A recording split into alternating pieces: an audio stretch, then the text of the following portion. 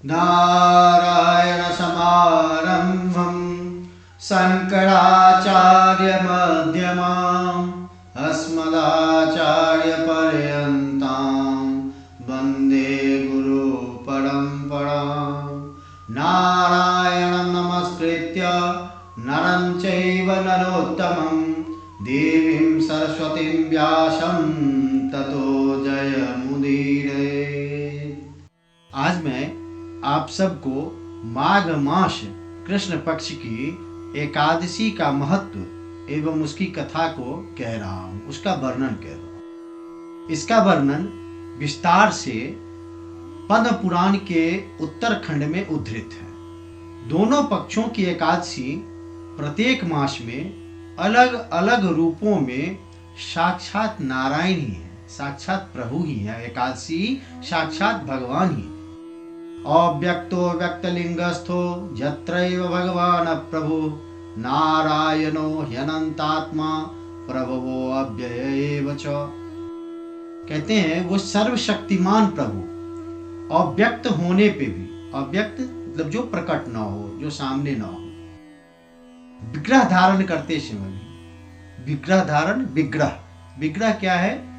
मूर्ति और विग्रह में अंतर है। मूर्ति किसी आप जीवित व्यक्ति की भी, पशु पक्षियों की भी, मृत व्यक्ति की भी लगा सकते हैं। विग्रह सिर्फ आराध्य का होता है। जैसे भगवान विष्णु का विग्रह शालिग्राम को कहा गया, शालिग्राम भगवान विष्णु का ही विग्रह है। तो कहते हैं कि अव्यक्त होने पर भी अपने मूर्त रूप को प्रकट किए रहते हैं, अपने मूल रूप को प्रकट किए रहते हैं। वे नारायण अनंत स्वरूप, सबके उत्पत्ति स्थान, जहां से उत्पत्ति हुई आदि से, और अव्यय, अविनाशी। अव्यय मतलब जिसका खर्च ना होता हो, व्यय ना होता हो, अव्यय अर्थात अविनाशी है। एक नारायणो भूत्वा हरिराशीत कृते युगे ब्रह्मा शक्रश्च सोमश्च धर्म शुक्रो बृहस्पति। सतयुग में ये नारायण रूप होकर हरि मोक्षदायक कहलाए, मोक्षदायक हुए, मोक्ष प्रदान करने वाले नारायण हरि।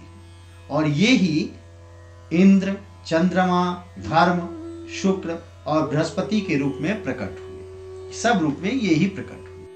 चाहे जिस रूप में देखो, है तो नारायण ही। हीरा को चाहे किसी धातु के साथ कुछ भी बना लो, अंगूठी बना लो, कुंडल बना लो, हीरा तो हीरा ही रहता है, मूल्य तो हीरे का ही रहेगा। वो हीरा सर्वशक्तिमान परमात्मा नारायण ही सर्व रूप में विराजमान, परम गति प्रदान करने वाले हैं। तो एकादशी का व्रत करना मतलब साक्षात नारायण का अनुग्रह प्राप्त करना है। पद्म पुराण के उत्तरखंड में 43वें अध्याय में महाराज युधिष्ठिर प्रश्न करते हैं भगवान श्री कृष्ण से।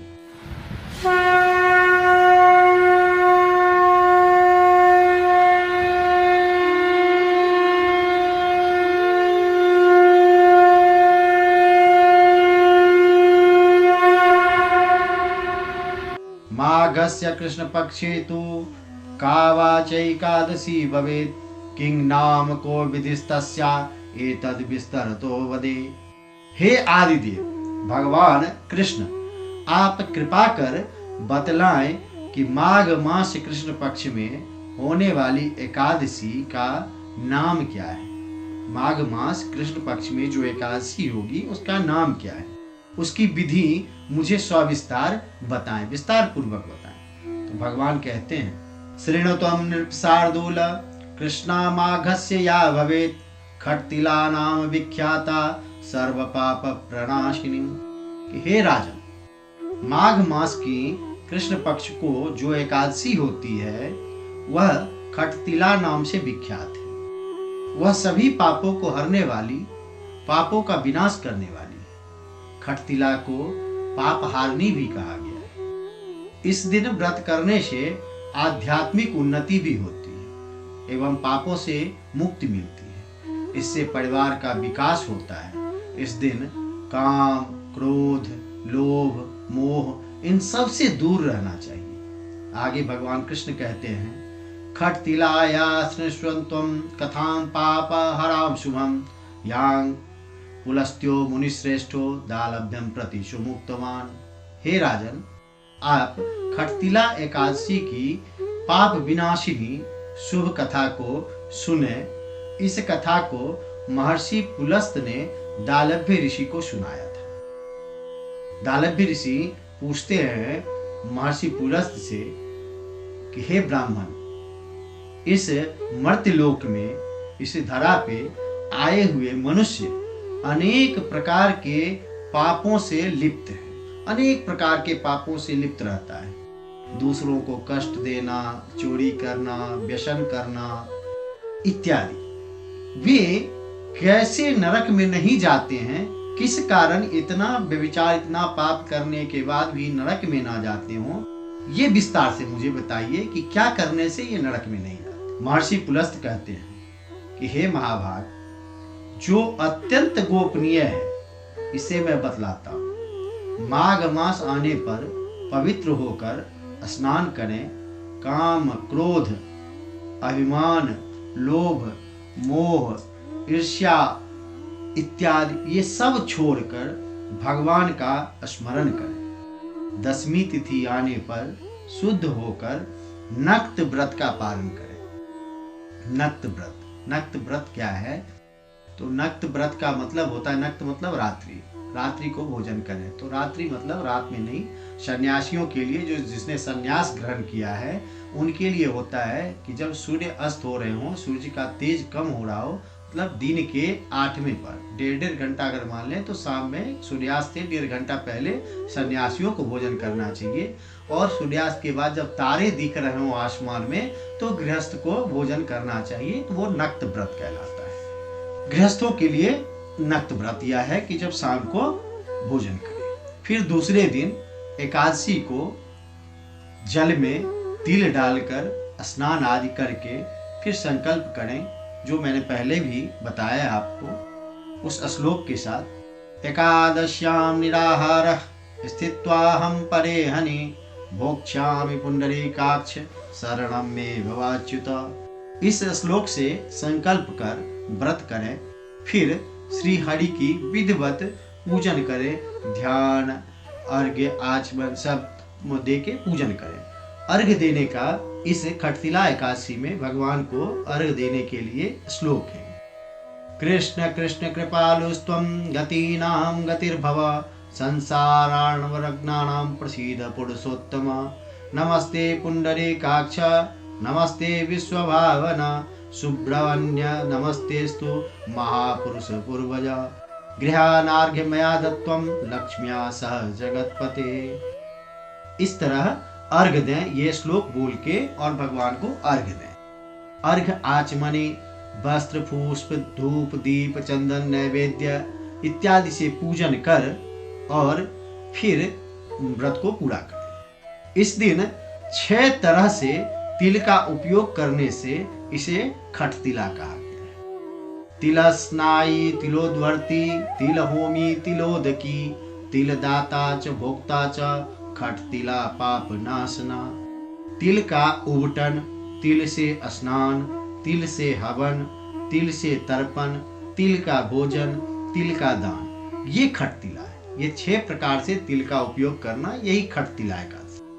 इसे अगर इस युग में वैज्ञानिक दृष्टिकोण से भी अगर देखें तो माघ मास में ठंड बहुत होती है।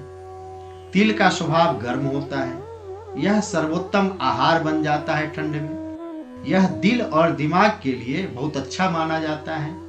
इसे स्वास्थ्यवर्धक कहा गया। इसमें जो गुण हैं वो 6 गुण कौन से हैं?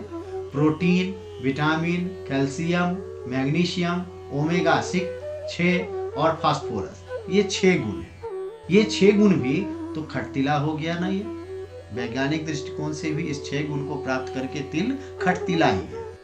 तो विज्ञान भी धर्म से ही, चाहे जिस रूप में अपनाना हो, लेकिन अपनाए अवश्य, करे अवश्य। हमारे धर्म शास्त्रों में कुछ भी गलत नहीं कहा गया है। तो पुलस्त ऋषि कहते हैं कि हे महाभाग, इस दिन इस 6 तरह से तिल का उपयोग करने वालों को सारे पापों से मुक्ति मिल जाती है।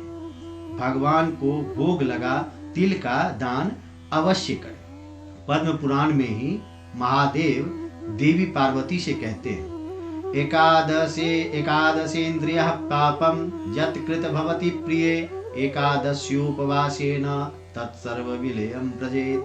कि हे प्रिय, 11 इंद्रियों से जो पाप किए रहते हैं, जो 11 इंद्रियों से जिसने जो पाप किए रहते हैं, वो सब एकादशी के दिन उपवास से विनष्ट हो जाते हैं। अब 11 इंद्रियां, लोग तो 10 इंद्रिय जानते हैं, 10 इंद्रिय होती है, 5 ज्ञानेंद्रिय, 5 कर्मेंद्रिय, एक और होते हैं, एक अंतर इंद्रिय होती है।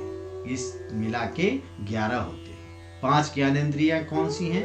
आंख, नाक, कान, जीभ और त्वचा, ये 5 ज्ञानेंद्रिय हैं। 5 कर्मेंद्रिय हैं, हाथ, पैर, मुंह, गुदा और लिंग, ये 5 कर्मेंद्रिय हैं। एक अंतर इंद्रिय है जो मन है हमारा, जो मन हमारा है अंतर इंद्रिय है। तो हर प्रकार से विधिवत पूजन कर कथा का श्रवण करना चाहिए। युधिष्ठिर पूछते हैं कि हे श्री कृष्ण, इस खटतिला एकादशी करने से किस फल की प्राप्ति होती है? यदि आप प्रसन्न हैं तो इसकी व्याख्या कीजिए। भगवान श्री कृष्ण कहते हैं, हे राजन, मर्त्यलोक में एक ब्राह्मणी थी। वह सदैव व्रत तथा देव पूजन किया करती थी। वह मेरी भक्ता थी, मेरी भक्त थी। वह मास व्रत भी करती थी।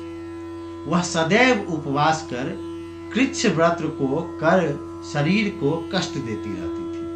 कृच्छ व्रत ये क्या है? 12 दिन का यह व्रत होता है कृच्छ व्रत। 4 दिन, पहले के 4 दिन सिर्फ दोपहर को भोजन, एक बार सिर्फ दोपहर को भोजन करना, वो 4 दिन तक। फिर दूसरे 4 दिन सिर्फ रात्रि को भोजन करना, 4 दिन हो गए, 8 दिन। फिर 4 दिन कुछ भी ना खाना, पूरे निराहार उपवास करना, ये 12 दिन का व्रत कृच्छ व्रत कहलाता है। तो इतने व्रत करके वह शरीर को कष्ट देती रहती थी, परंतु ना कभी उसने किसी भिक्षुक को भिक्षा दी, ना ही कभी ब्राह्मणों को भोजन कराया, और ना ही कभी उसने दान दिया। बहुत दिन बीत जाने पर मैंने सोचा, निश्चित रूप से कृच्छ व्रत करने से इसका शरीर तो शुद्ध है। इसने अपने शरीर को कष्ट देकर मेरी पूजा की, किंतु इसने अत्यंत तृप्त करने वाले अन्न का दान नहीं किया। इस बात को सोचकर मैंने कापालिक रूप धारण कर मृत्युलोक में पहुंच गया। उस ब्राह्मणी के घर जाकर पात्र में भिक्षा मांगा, भिक्षाम देह। तो उसने कहा, ब्राह्मण, आप कहां से आए हो, यहां से फिर कहां जाएंगे, इत्यादि इत्यादि प्रश्न पूछने लगे। मैंने उससे फिर कहा, भिक्षाम देह, भिक्षा दो। उसने अत्यंत क्रोध में मेरे भिक्षा पात्र में मिट्टी का एक ढेला डाल दिया। उसके बाद मैं वापस स्वर्ग आ गया। कुछ दिन में महान व्रत करने के कारण वह तापसी व्रतचर्या के प्रभाव से निस्संदेह स्वर्ग को आई, स्वर्गगामी हुई, स्वर्ग को आई। मिट्टी का ढेला पात्र में देने के कारण उसे एक मनोहर गृह, घर मिला जिसमें अन्न बिल्कुल नहीं था। उसने घर को देखा, जब वहां कुछ भी नहीं था तो वो मेरे पास आई और क्रोधित हो बोली, हे जनार्दन, मैंने इतने व्रत उपवास किए, पूजा किए, फिर भी इस घर में कुछ नहीं है। मैंने कहा, हे महाव्रते, तुम उस घर में जाओ। कुछ लोग अभी कौतूहल युक्त होकर, जिज्ञासा से, कौतूहल जिज्ञासा पूर्वक जानने की लालसा लेकर तुम्हारे पास आएंगे। वो सब देव पत्नियां होंगी। वो सब जब तक खटतिला की पवित्र वाणी न कहें, खटतिला के बारे में आपसे कुछ न कहें, तब तक आप द्वार मत खोलना।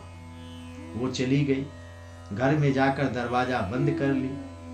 देव पत्नियां आई दरवाजे पे, बोली, हे सुंदरी, द्वार खोलो, हम लोग तुम्हें देखना चाहते हैं। तो उस महाव्रते ने कहा कि अगर आप लोग मुझे देखना चाहती हो तो आप लोग मुझे कहें कि खटतिला का पुण्य, सारा पुण्य मुझे मिले, इस खटतिला एकादशी का सारा पुण्य मुझे मिले।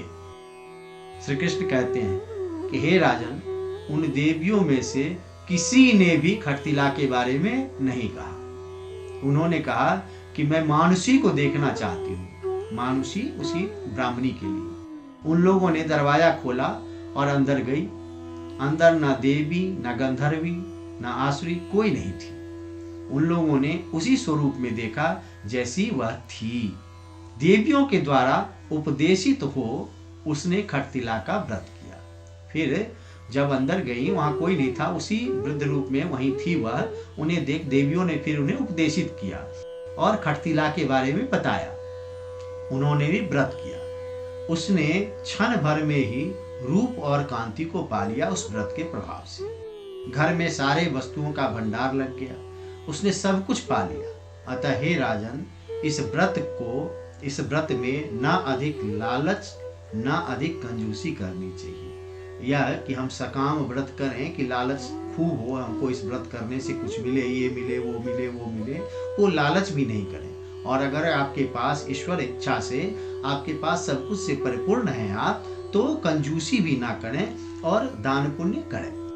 इन बताए विधान से व्रत, पूजा, तिल दान करने से मनुष्य सभी पापों से मुक्त हो परम गति को प्राप्त करता है। इस तरह यह कथा समाप्त हुई।